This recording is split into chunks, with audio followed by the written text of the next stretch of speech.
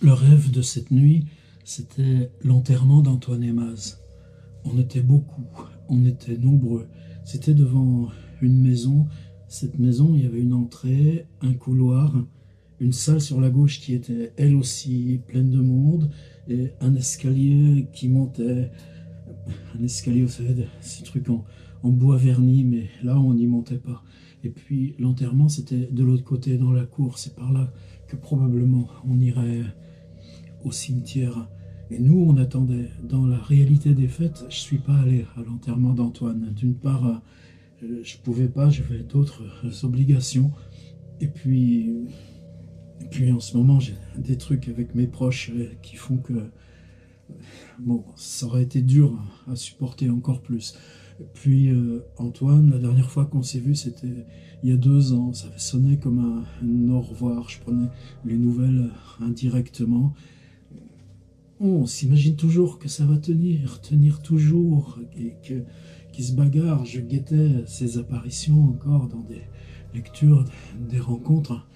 Mais ce qui était bizarre, c'est que là, devant cette maison, j'étais avec lui. Et on était très proches, presque l'un contre l'autre.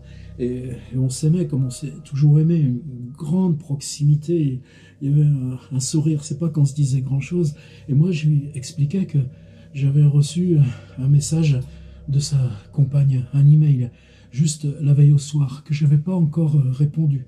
Et justement que cet email concernait son décès et que j'allais y répondre, mais qui veut bien lui dire déjà que combien j'avais été sensible, touché de recevoir et lire cet email. Et c'est là que je prenais conscience que ça allait pas, puisque je lui demandais de transmettre à sa compagne le fait que j'avais été touché par la lecture d'un email, mais qui concernait son décès à lui, qui était là devant moi, même si on était là ensemble pour son enterrement.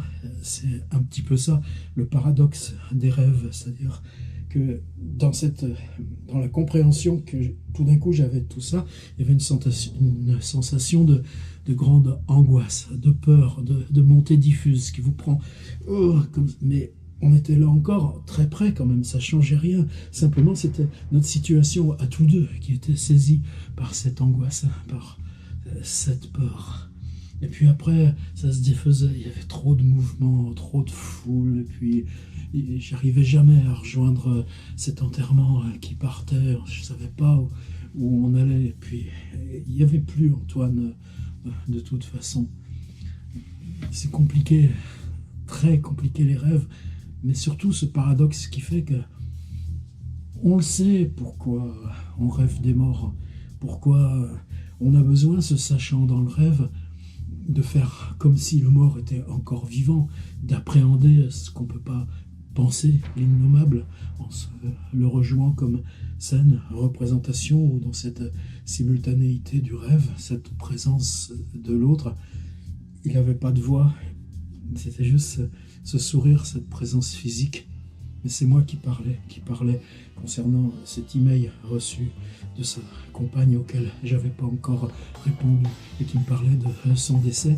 Et à mesure que j'en parlais, il y avait la conscience que c'était pas possible, puisque même si on était là pour son enterrement, j'étais juste avec lui, comme ça.